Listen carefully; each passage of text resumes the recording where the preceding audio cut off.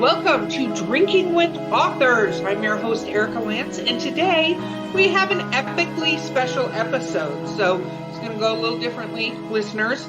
I'm going to introduce our guests, but they are all here for a very amazing reason. So I am lucky to have John Hartness, Darin Kennedy, and Patrick Dugan. Dugan! Whoa, I can say it correctly. I won't lie, I already started drinking. Okay, let's talk about what we're drinking. I am drinking a screwdriver. That's the simplicity. Orange juice and vodka. Maybe a lot more vodka than orange juice, but that's what's happening. John, what are you drinking? I'm actually having a Coke and a smile. I've still got royalties to send out tonight when we're done. So I need to stay stone sober to make sure I'm not sending someone too much or too little money. Cat, stop that. Okay, Darin, what are you drinking? I'm just hydrating a little bit, but I'm drinking from a glass that's larger on the inside. So, oh wow, Doctor Who, love it, love it. Patrick? I am drinking Green Man. Ooh. Porter. So see, somebody's drinking with me. I'm not alone. That's good. In my Green Man glass, which actually ties into the book. So there you go. Very cool. Okay, oh, so what? The people in your book are drunks too? The main character does brew tours in Asheville. So yes. So I write what I know. I love that. Okay, so who wants to take the floor to explain why I am lucky enough to have all three of you here? Go ahead, Darin. Okay. hi. So, so this is sort of a collection of us that has occurred over the last several months. Basically, right around the same time that I was trying to decide what I wanted to do with my new 3 books of a new series, John was posting on Facebook, "Hey, everybody, what do y'all think about a lot of these people kickstarting their new series?" And that was roughly about the same time that Patrick was deciding that he wanted to go in a different direction with what he was doing with his new series. So we all kind of put our heads together and said, you know, if one Kickstarter is good, what if we all kickstarted these books together? So we're trying something that we haven't seen before, and we're doing a 3-author, 5-book Kickstarter for 3 brand new series. That is amazing. That is very cool. So let's go for what each of these series is. So Patrick, I'm calling on you first. What is yours that you're contributing? So my series is called the Nexus Witch series. So the first book is called Stone Cold Witch. It's set in Asheville, North Carolina. The main character is an elemental witch. She belongs to a coven whose job is to stop stuff from coming through the Nexus portals, which connects all the other dimensions, and then bad stuff likes to come through, because that's what happens. So she's at the Harris Teeter getting her groceries when she realizes there's a demon somewhere nearby that should not be, because they're not supposed to be able to be summoned without coming through the portal. And she finds one of her sisters dead at the demon's feet.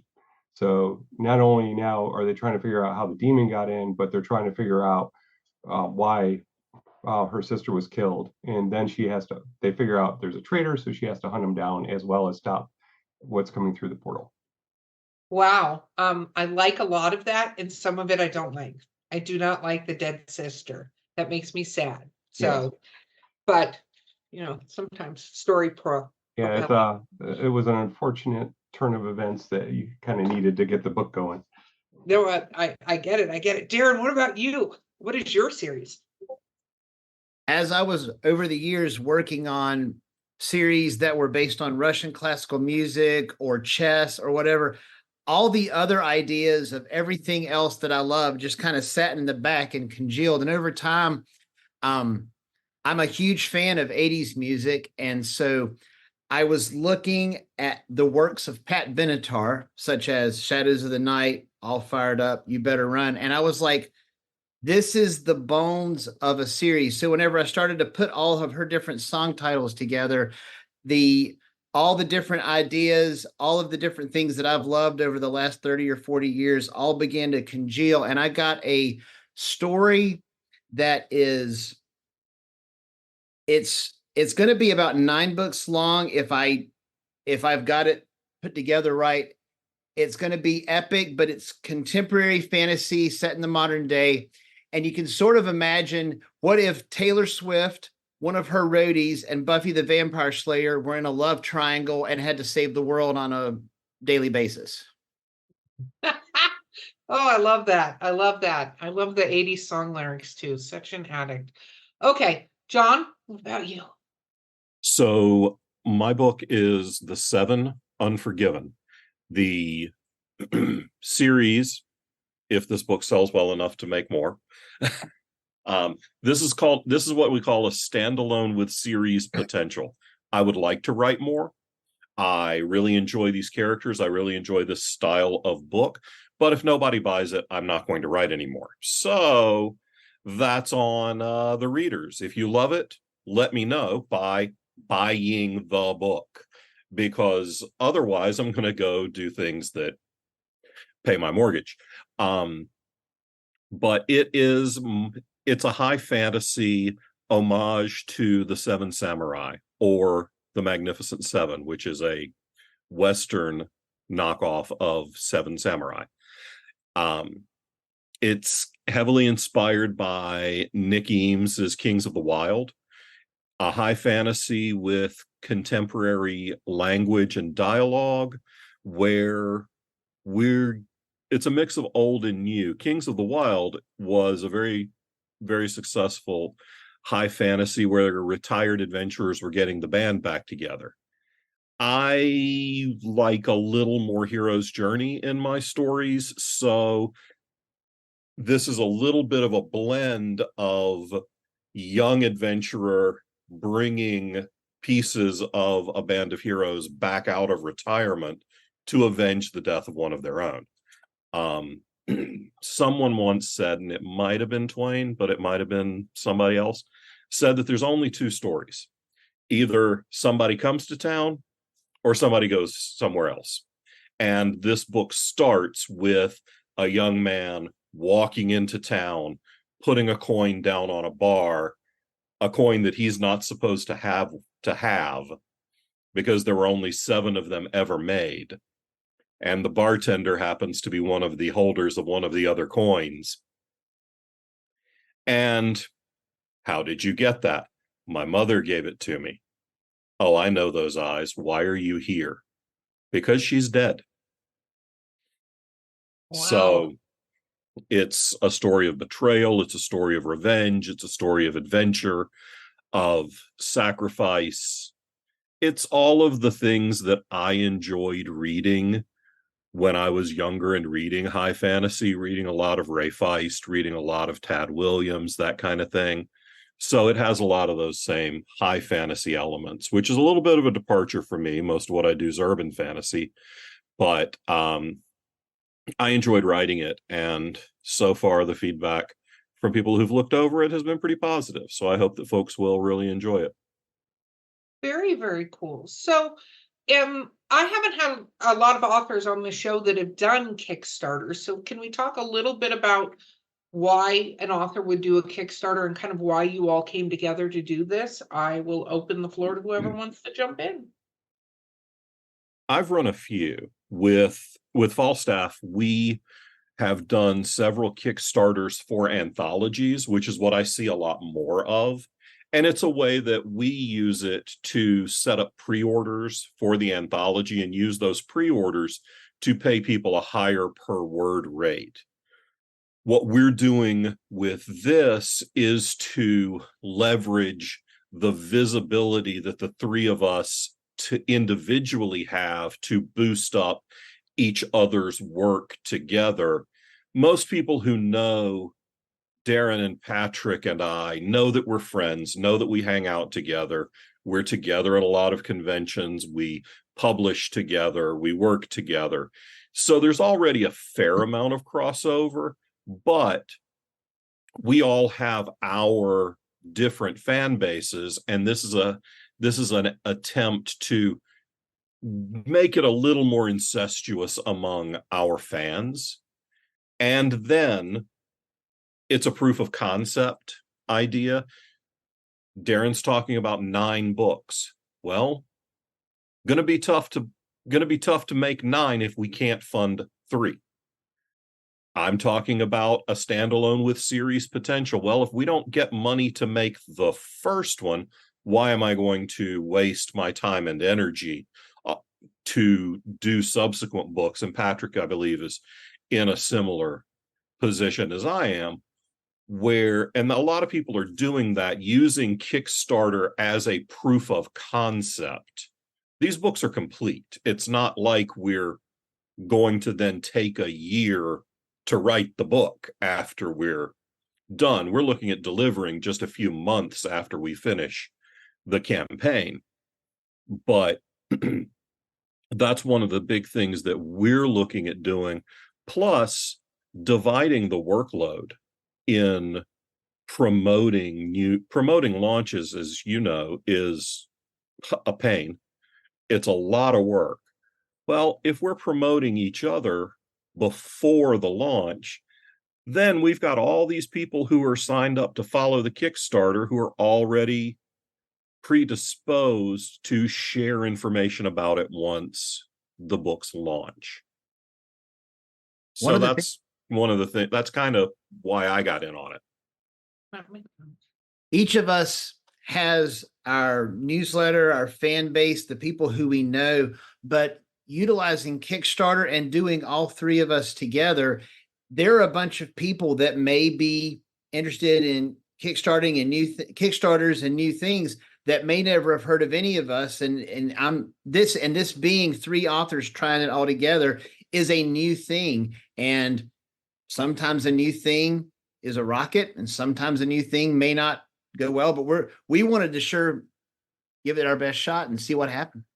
And since I've participated in a fair number of Kickstarted anthologies, I have a handful of other people who owe me a solid from being in their Kickstarters, so I can count on them promoting this Kickstarter to their lists and their friends. We don't have, at least I don't know that we have, a Santa Claus like Brandon Sanderson telling his people to go through and back every Kickstarter in publishing that was running when his big Kickstarter was going, which is something he did that's awesome.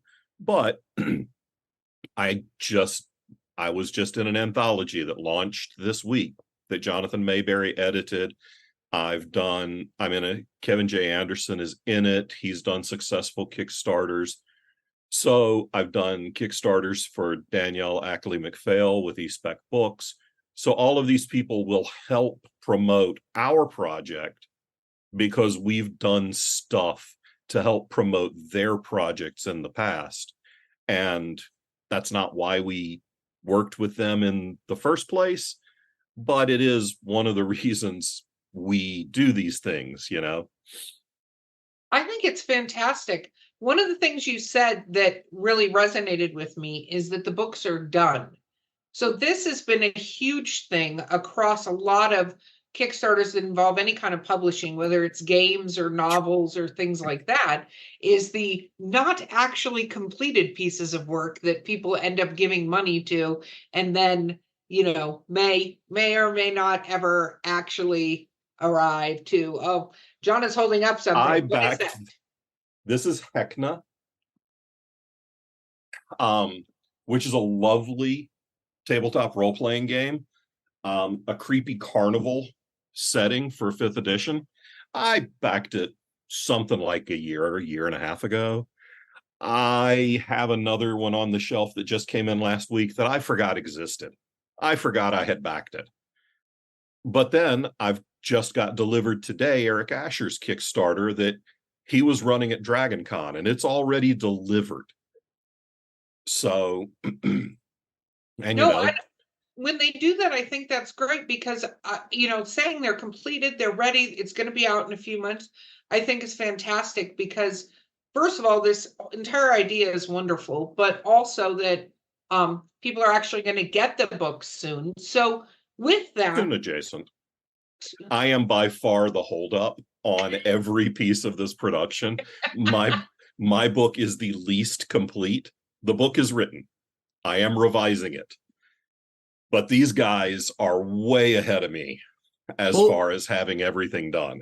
Full disclosure, done with cover, need to write the last 8 chapters, but otherwise done with cover. I'm trying to stick the landing on the beginning of the first trilogy. So I would say done, almost done. So that's 3, and John's talking about 1. So. I've also been working on it for 2 straight years, and so I had a little bit of a head start. I am waiting for proofreading. I wish you actually had a head start, Darin. I started my book in the pandemic. I'm showing you some love, John. I appreciate it, buddy. I am very willing to embrace my suck. Oh, no, I totally understand. I understand many hats being worn at the same time. Yeah. Well, but also I've written and published over 30 books at this point. I think I have a track record that I can produce a book. You do, and I also think as this, grows and expands and becomes that you're going to have to deliver the thing because everybody else will just be pointing, Yeah. It's John. So with these books, then you're doing it this way. Then how do they come out to the public? Like, when do they get released? Do they go on a pre-order then for the general public? Like, what do people get, and how does this work? I got that one. Okay. So on our Kickstarter, we are putting in each item is going to have planned to deliver by June 2024, but we're hoping to beat that by a mile. We would rather under promise and over deliver than the other way. And our goal is April, May. We're going to see, life is busy and we're in the 2020s, and 2020s like to throw wrenches into things. So that was a very nice way of putting that. I appreciate it. You got it. That's why we let Darin explain it, because Darin has the nice way of putting things. I say fuck way more. But then you're like, well, what's going to happen after so our plan is to get all of the people who got their Kickstarter versions out as quickly as possible.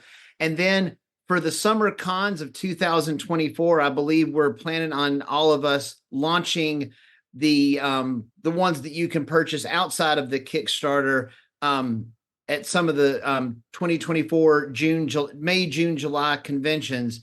We're hoping that everybody with the Kickstarter is going to get it a month or 2 early. And people can, for one of the reward levels, people can have breakfast with the 3 of us at Con Carolinas, which is the first weekend of June in Charlotte, which is where all of us live. So that's our home con. We're always there. We always have a strong presence, and that will likely be the big release event for these 3 books, for these first 3. That way Darin can stagger his releases so that he can ride the Amazon algorithm however he chooses. Right. But yeah, once the Kickstarter rewards deliver, the books will be available for purchase from us at conventions, from our websites, everywhere books are sold. We'll likely do an event in Charlotte at Park Road Books, because that's a home bookstore for all of us as well. Sherry's already said we are doing one. There we go. See, I've let Darin and Patrick handle all the logistics. I show up places and say random things, and they either tell me I'm right or I'm wrong.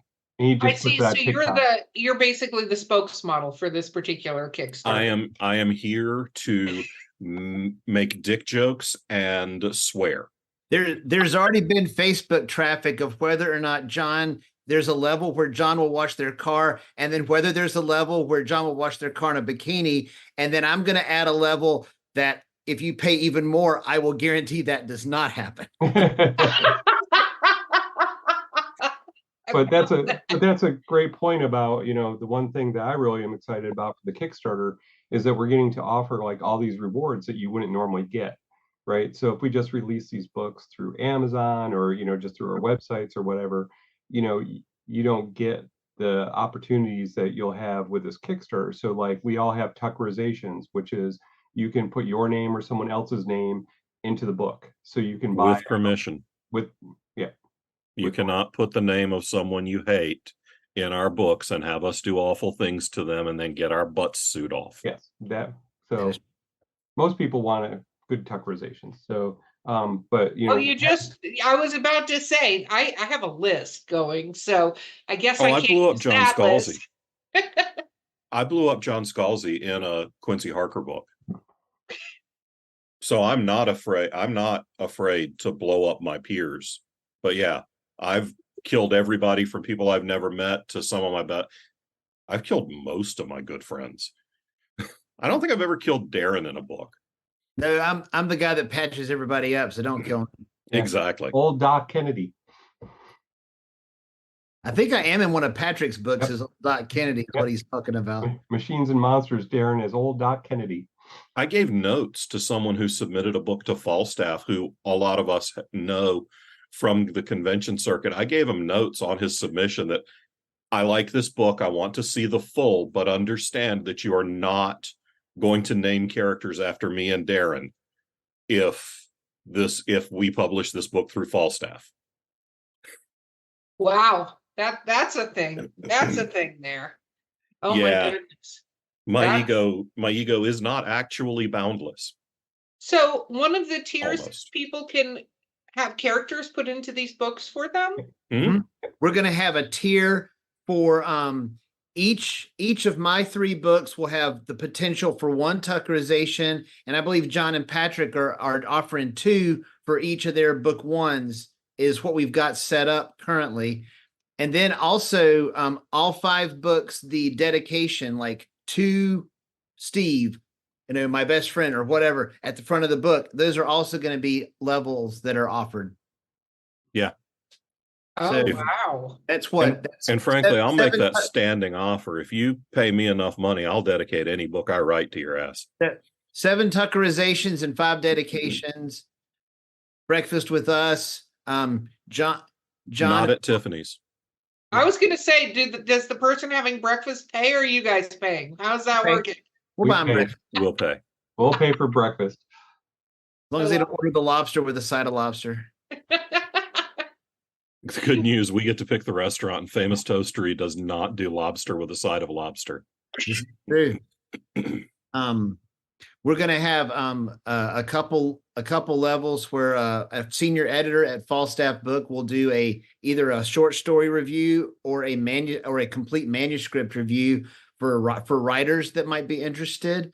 We're going to have ebook levels. We're going to have paperback levels. We're going to have hardcover levels. And anytime you get a paperback or a hardcover level, however many books, you get the ebook with it. So ebooks come with any physical thing. It's only if you only wanted the ebook that you would not get a physical object. Are they getting signed by you guys too? Every book will be signed by us personally. Oh, wow. Yeah, I'm signing all of Darin's book 1s. Darin is signing all of Patrick's. Patrick is signing mine. And my cats are going to ink stamp in Darin's 2s and 3s. I'm lying. My cats are not autographing Darin's books. He's allergic. I met John out for coffee the other night, and he was just wearing a hat that was covered in cat hair, and it took about 15 minutes of us sitting next to each other. And I was like, I'm allergic to the hat. That's how bad. That's how bad it is. This is why I don't go to John's house. Oh, wow. This is really, really exciting. This is so cool. I'm excited to check it out too, because I like killing people in books. It's exciting. We also have a cool stretch goal where we do audio for all of the books. Oh, yeah. Oh, yeah. Very because cool. As you know, audio is expensive and time consuming. And if you're not already working with an audiobook producer, then it can be difficult to get things produced in audio. So if we get enough orders, we get audio, and that'll be available as an add-on, and it'll be present at certain backer levels. Basically, if you chip in enough to get the damn thing dedicated to you, and we make enough to do the audio, we'll give you a frickin' audio book. That is awesome. That is very cool. Okay, we have to take a quick break. We will be right back with all of this awesomeness. Hey, listeners. You know me, Erica Lance. You're just listening to me in the podcast that you have. But guess what? I'm doing something new. Yeah, she's joining me, Mark Muncy, the author of the Erie, Florida book series in Erie, Appalachia, and we are hosting a new podcast called Erie Travels. Woo-woo! Erie Travels, which covers things like ghosts, cryptids, weird stuff, UFOs, men in black, all kinds of fun things that people talk about, and I'm sure you've discussed with friends. Yep, and you can listen to us on your favorite podcast platform of choice, or find us at erietravels.com and join in the fun and all the spooky goodness. And of course, Mark, what do we always say? We'll see you on the other side.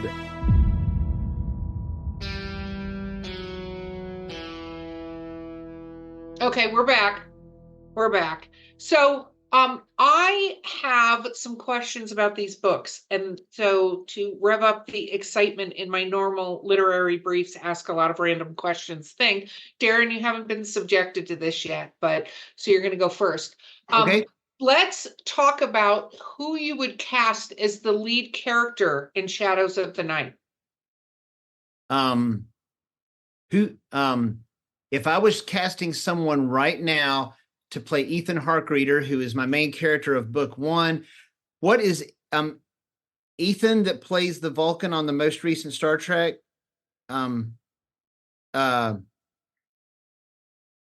He plays Spock on Strange Horizons. Zachary Quintos? No, that was movies. Okay, sorry. I'm not up on I'll have his name momentarily. I'm sorry. No, that's okay. Guys, that was my answer, and I knew that was wrong, so I didn't say Ethan it. Peck. Ethan Peck. It's funny, like if I was casting either my chess series or Shadows of the Night, Ethan Peck can be my leading man, because that guy, he looks like who I'm looking for my leading character in both those books. They're those two characters are kind of similar in my mind. Very cool. Patrick, what about you? Who is the witch? So really the witch would be Kate Beckinsale earlier in her career. Now it would probably be like Olivia Rodrigo, that kind of sassy, kind of grungy, ball buster. So I love that. I think Kate Beckinsale would totally admire that description of her. Absolutely. She would rule this book if she was cast for it. Yeah. I got the image of her in Underworld, like the first one. Exactly. Jumping off a building. Yep. I'm all about that. I've got that. Okay, John, what about you? You've got 7, though. You have 7. And it is largely an ensemble, but the two primary protagonists, the young male protagonist would be really good. Tom Holland would be really good for that. And then the older male brawler badass the actor's name's Richard T. Jones. He plays Sergeant Gray on The Rookie. Oh. He is a big, strong, imposing black man, shaved head, goatee. And I mean, obviously in nerd circles, Mike Coulter is your go-to badass black man in nerdy stuff right now. That's not Nick fucking Fury, Samuel L. Jackson.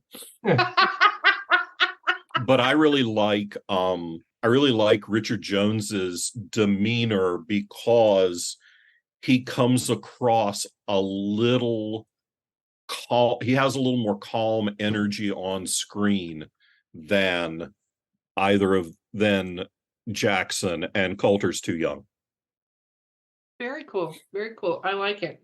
So, although Darin and I met Mike Coulter at a con once a few years back.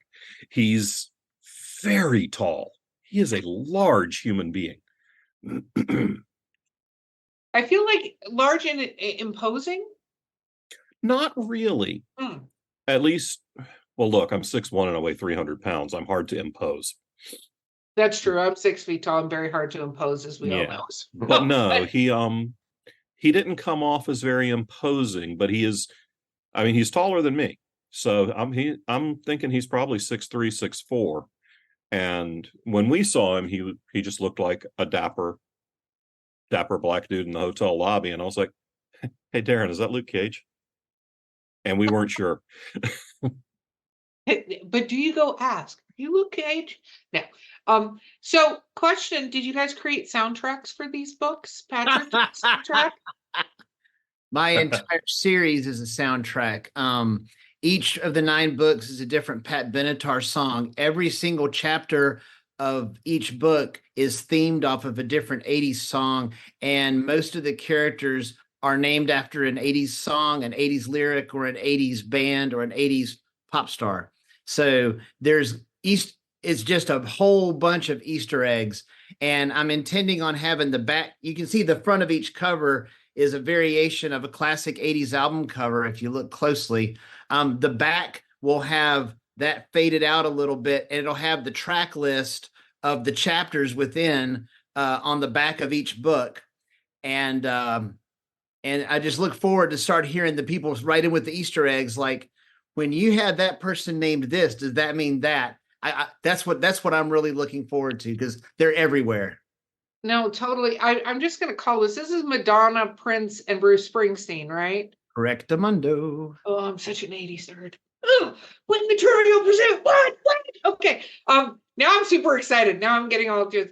I make my other half. He's not as into 80s movies, and every time one comes up, and then I force him to watch it. That is my goal in life. Is he watched Fast Times at Ridgemont High the other day and was like, Dude, what's the movie about? And I'm like, that's nothing. my skull. It's about nothing. Tell me you've made him watch Better Off Dead. Oh yeah. Oh, of course. That's well, you know how to identify. You know how to identify a Gen Xer in any room, right? Huh. You just shout out, "Don't you?" And however many people throw up their Forget right about fist, me. those are the Gen Xers in the room.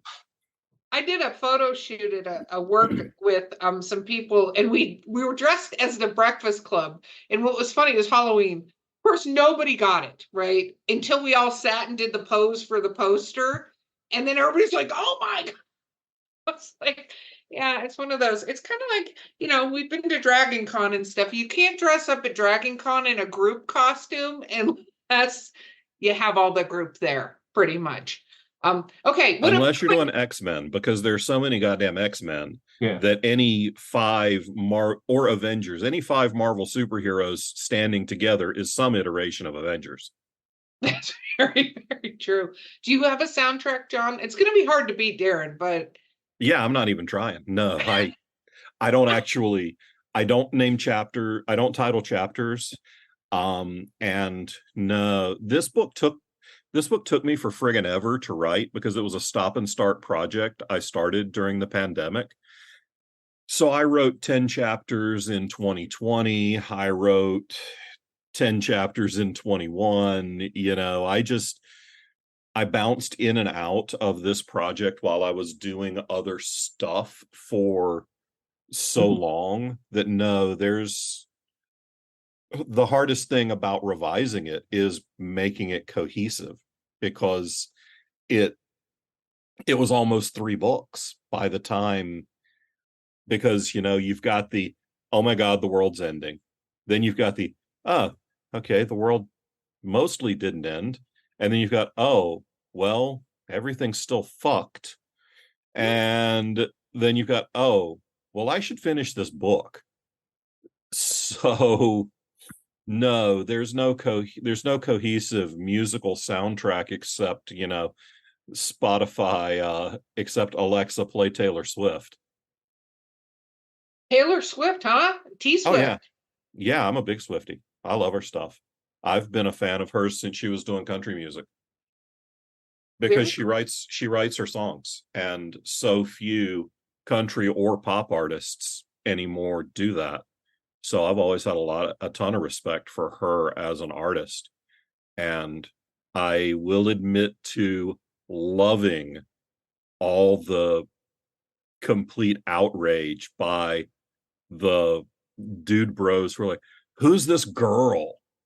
She's dragging Travis Kelce down. I'm like, dude, chill out. He's not even the most famous Kelce brother, okay? I listen to Swift, and I have since the country, but my daughter is an epic Swiftie, and like did that whole thing to get in the lottery to get Taylor Swift tickets for the whole I don't thing. care that She much. pulled it off. She got them. Good for her. Yes, and another friend of mine's going to France to watch a T Swift concert. Got tickets there. I'm gonna watch the thing on Amazon. I'm gonna watch the concert on Amazon Prime. Now that concert tickets are no longer tax deductible for me for research purposes, because that was my life for a couple of decades. I was a theatrical lighting designer and did a lot of rock and roll. So now that concert tickets aren't a tax write-off, they're way too expensive. Oh my gosh, agreed, 100%. Patrick, what about you? Do you have a soundtrack? I do. So it isn't title names. I threw out the 3 books for Nick there. So the first 3 books are going to follow Jess, who's my elemental witch. So she is big into hair bands and grunge. So there is a lot of things pointing at the t-shirt she wears, music she's listening to. The head of the coven says to her, because she's mad because she's playing Alt Nation in the car, and she says, why do you listen to this crap? And she said, more witches have been killed by boredom than ever witch hunters. And so it is constant. She's like, you have to learn and grow, or you stagnate and die. So there is a ton of musical references. Just work in a good New York Dolls shout out for me. Okay. Get some old glam shit in there, buddy. There's glam shit in there. There's everything in that book. The book revolves around 9 witches. So there is a ton of, kind of like Darin's, not to the extent, but there's a lot of Easter eggs and stuff. There's song lyrics taken out and used as part of different pieces of the book. So it's a lot of fun. And usually what I end up doing before I release is I put all the songs together, and then I publish the list of what inspired me for that book. So that'll be coming out before too long. Yeah, I've done that with other titles. It just didn't work out the way this book got built. That tends to be, I've done that for Bubba more. Yeah, because they're novellas. I can kind of write them in a short burst. They don't take me 3 years.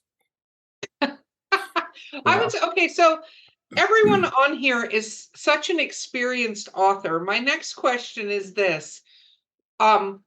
What was it like to write these particular books? Did you have an Achilles kind of heel? I feel like as writers, we all have them. Sometimes they change from book to book, where we do something that the editor is like, stop doing this, or you need to add more of this.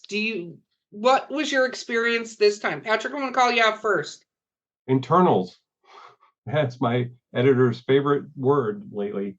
We're doing third person. So getting deep into the character's head so that you understand their motivations and stuff. I am much more action, wham, bam, get into the fights. And she's like, slow it down. So a lot of it was just, in edits, it was a lot of adding in more stuff to flesh Jess out and some of the other witches, just to make sure that when the readers get going, which I always find is really funny, because now this book isn't out yet, but like with Never Steal from Dragons, I get emails all the time, and everybody has it. There's 6 different characters. Everybody has a different favorite character. And so I'm like, okay, so they're all good characters if you've got 50 different people telling you 6 different characters are their favorites. So so that was my big thing. The book, actually, I drafted it in 3 weeks. So it kind of flew through. Yeah, show off. Nobody needs to hear that crap. I've done it before. It's just this one took me. No, you do it all the time. That's where I got my inspiration from, was because John knocks out books like crazy. Darin, what about you? What did your editor say that you were like, oh, that's fun? Note to self. I don't have it. I would have to think about what my editor said, but for me, this one was new because this series I did in first person present tense, and I got the immediacy. And my chess books, because they had a bigger cast, I went with third person past tense. But I decided I would do first person past tense with this new one, and my brain is either like, if you're in past tense, we need to be in third person, or if we're in first person, we need to be in present tense. So it's been 3 books of trying to retrain my brain to use the right verbs and the right subjects. And I'm still finding myself trying to put it in present tense as I'm working on the last 8 chapters of book 3. And I'm like, will you please just shift into gear? You're driving me crazy. And my brain's like, nope. I find that I funny. will write it this way. I find that funny, Bud, because almost everything I've published has been first person past tense, and I've read first person present, obviously, but I can't write it to save my life. This one is in third for me, and it's a close third, but not quite as deep as what Patrick's talking about. I did it at the time because that seemed to be in urban and contemporary fantasy. That seemed to be what they were doing. But I have found myself dozens of times as I was working on those 3, basically I'm like, this would be so much easier if I was just writing it in present tense, because then everything is present tense and I don't have to think so hard. So it would, but it would feel a lot more YA. So I did my best, y'all. I am not a present tense writer at all. I'm with John. I can't. It just doesn't make any sense to me. That's so funny because I'm first person present tense is how I write most of mine. I tried to write this in past tense. It sounded terrible. The minute I flipped them all to present tense verbs, it just worked. But this remember that does work. This actually does work in past tense. So I remember when you made that switch, you were so excited because finally the books worked. Yep. For me, the challenge was voice and getting back into the narrative voice, because it did take so long and I did go away from it for months and months at a time. So I would go away from this book and then write above a book. And that's a very distinctive narrative voice. So I had to come back to this and not just jump into a different POV, which is third instead of first. But also I had to jump out of a comedy horror first person structure into a high fantasy third person. The pacing is very different. So those shifts in gears, there are certainly places I've found in the revisions where I'm like, okay, go back, rewrite it again. I was going to ask, because I know coming back to work that you've worked on before and stuff like that, especially when you have like 2 years go by, did you find yourself almost trying to rewrite the thing again? Because I feel like when you step away, you get like new ideas or whatever on it. And then you look at it. I find that when I look at my older stuff, part of me is like, rewrite the whole thing. I know that, and you can't do that because you can potentially be, just going in a loop. That's why. No, I didn't feel the need to go back and rewrite the whole thing. One, because I outlined all of each act before I started. So I did at least still have a roadmap, but also I'm 30 something books in at this point. I know what it takes to make a book. And I know what some of the pitfalls are from talking to writers that I've worked with, from talking to writers that I've taught. I know the things that have hamstrung them and kept them from completing. So that desire to go back and revise again and again before you get started moving forward, that's why most people don't finish a book, is because they don't stop rewriting, and they don't ever get to the 2 most important words in the book, the end. Writers who are listening, please take this advice, because Get out of your own fucking way and write the fucking book. I don't care what your pen name is going to be. I don't care what your social media strategy is going to be. I don't care who your dream agent is. No one in the universe will ever give a shit about that book you haven't finished writing. Thank you for coming to my fucking TED Talk.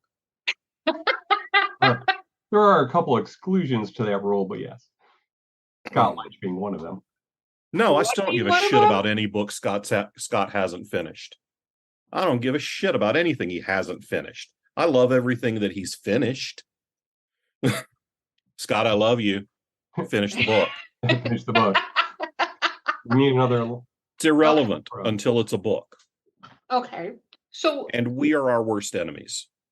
Oh, yeah. The four people most responsible for the four of us not making books are the four of us. Yes, very, very true. And it's and interesting. Kevin Feige.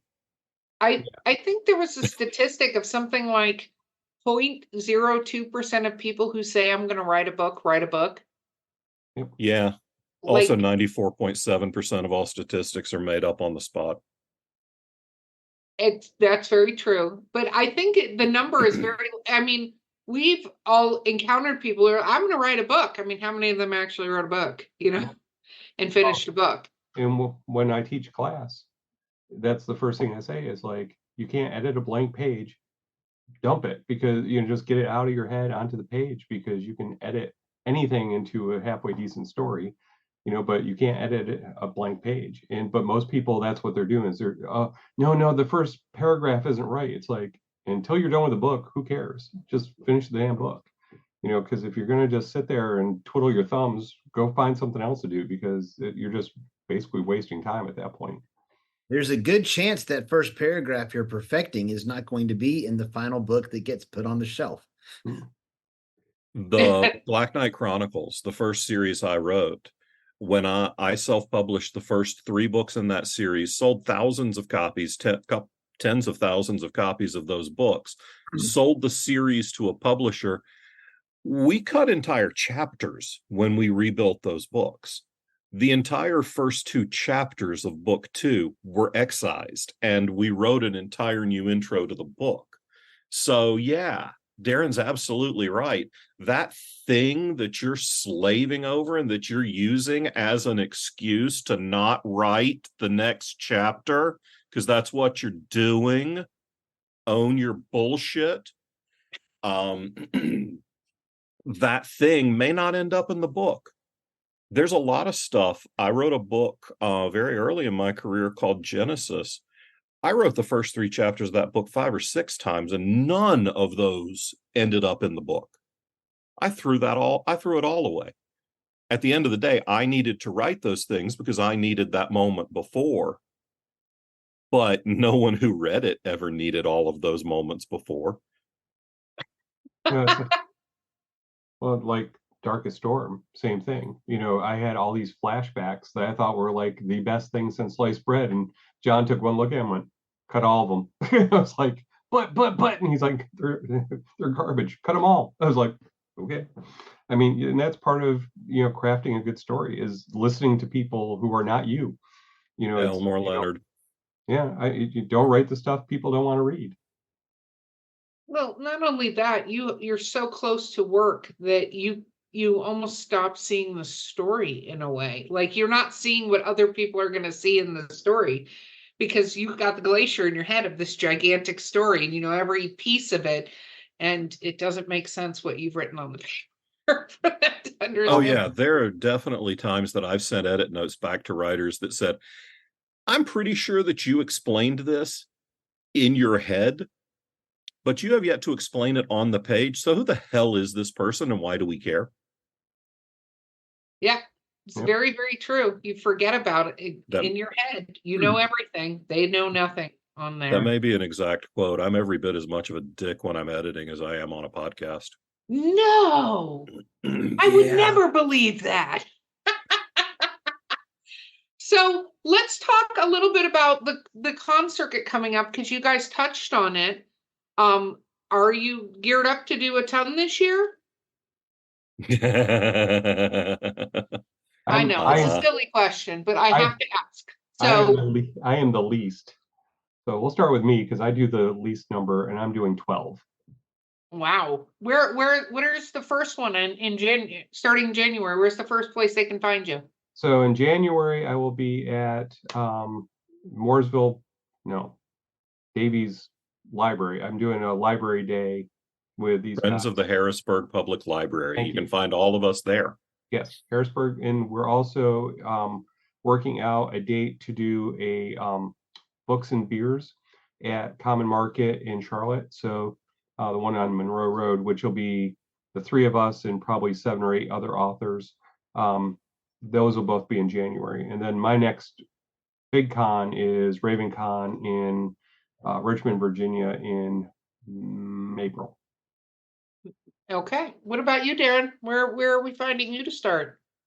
So apparently on January 12th, me and John Hartness and John Hartness's sister and several hundred books are going to travel west to Chattanooga and do Chattacon from the 12th to the 14th of January. I've got 20, assuming everything works out. I'm looking at my schedule right here. I've got 20 things coming.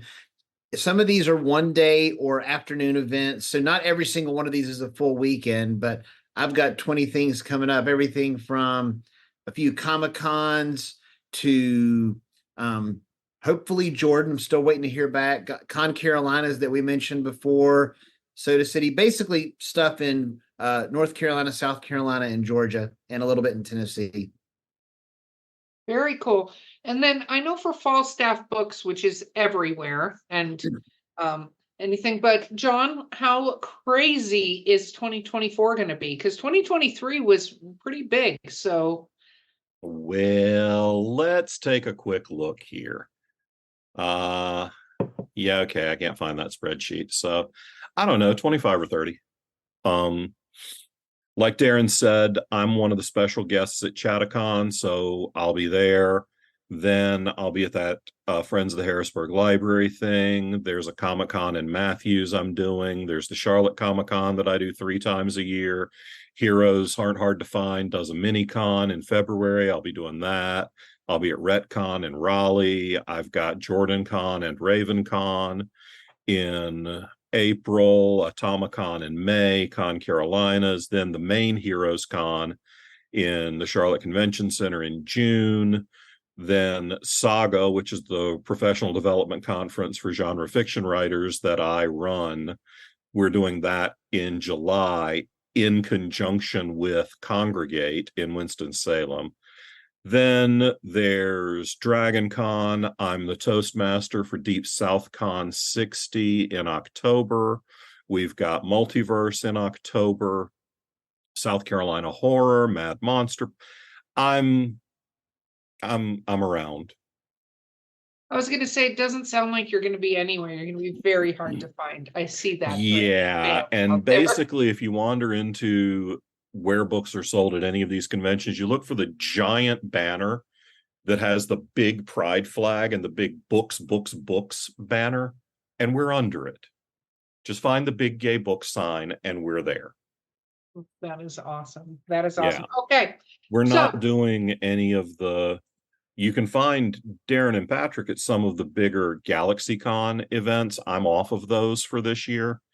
But last year, for this year in 2023, we sponsored the writers track at DragonCon.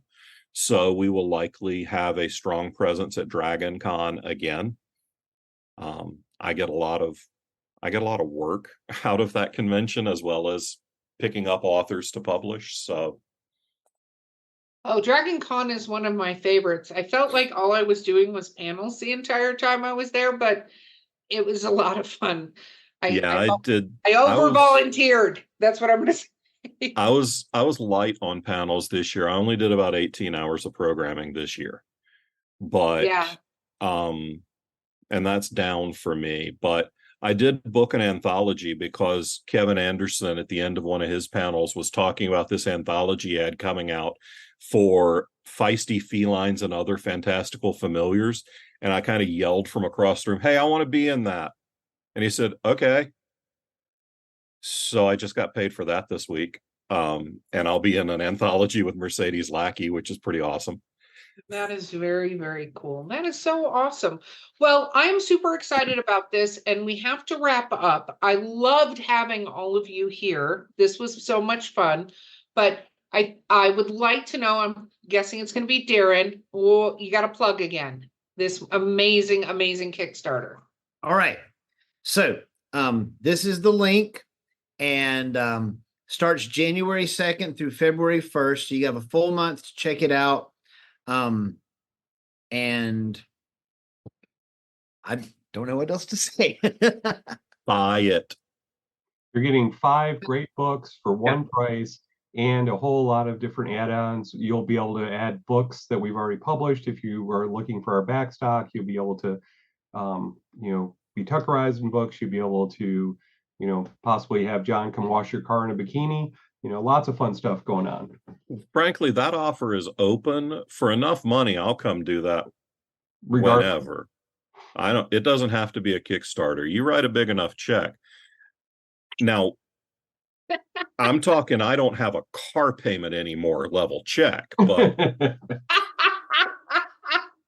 Oh my gosh, this is going to be so much fun. Everything will be available: ebook, paperback, hardcover, pretty much any combination of the books of the three of us you'll be able to get. And like Patrick said, most of our back stock is going to be available as add-ons. We're going to have Tuckerizations, we'll have dedications, manuscript evaluations. Come have breakfast with the three of us at Con Carolinas in June. All of these things will be available. We have a lot of cool stretch goals already in mind. And if this thing does really well, we would really like to come up with more stretch goals. That's where you come in. That is awesome. That is awesome. So, listeners, if you're listening here on January 2nd, you better jump on that, because it sounds like some of these things are a one-person thing. So you want to be the first. So make sure you go out and grab that. I know I'm going to go there myself today and dive in on it. I'm super excited. Thank you all very much for being here. Let's do a little shameless self-promotion. We have the Kickstarter, but where can people find you? Starting, John, with you. you can find me and both of my cohorts here. You can find work from all of us at falstaffbooks.com. You can pick up any of my books. You can pick up Patrick's Darkest Storm series. You can pick up Darin's Fugue and Fable series and the Pawn Stratagem series. Those are all available at Falstaff Books. Awesome. And then to follow you on social media and see amazing pictures of your cat taking over your work, because we watch that all the time on the Facebooks. It's just John Hartness everywhere. I have a Facebook group that's John G. Hartness Books. That's a great place to find me and interact with me and other fans of my work. You can follow Falstaff Books on TikTok. My marketing director posts a bunch of cat videos and pictures there. Also videos of me talking shit about the publishing industry. So you can follow us on social media, either Falstaff Books or John Hartness. I make it really easy. Awesome. Darin? I'm at darinkennedy.com, and the social media page has all my links. But if you want to interact with me friendly, find me on Facebook. If you want to be in my Facebook group, it's called The Chessboard, Darin Kennedy's Readers. I have an author page. I'm on Threads. I'm not doing X, Twitter, or whatever it's called now. But Threads is where I write my random thoughts of the day. And if you like pictures of birds, flowers, or pictures of my books from me at conventions, that's my Instagram, Darin Kennedy Author. My books are available on falstaffbooks.com or anywhere where you can buy books. All you have to do is type in my name and you'll probably see my books there. Awesome. Patrick? So I have a Linktree page that has every link known to man that gets you to me. So that's my social media.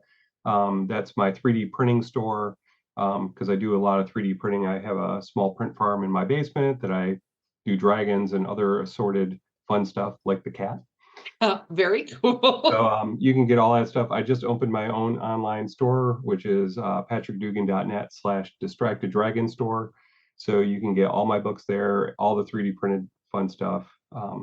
So easy way to find me. Just Linktree. Look up Linktree Patrick Dugan. You'll find it. Wonderful. Again, thank you. I've been told that I have a Linktree as well. Oh. I don't know it, but it's probably John Hartness. Or probably Falstaff Books, because Katie set it up. Our marketing director is way more on top of that. That is why I pay her. Yes. That is why it's good to have marketing directors. I love that. Thank you all so much for being here and bringing this amazing Kickstarter to Drinking with Authors. It's been so much fun. Fans here, have been Erica Lance, and my guests have been John Hartness, Darin Kennedy, and Patrick Dugan. And don't forget to like, subscribe, review. We love that, and we need the AI overlords to acknowledge our existence, and that's how they do that. So please do those things, and we will catch you next time.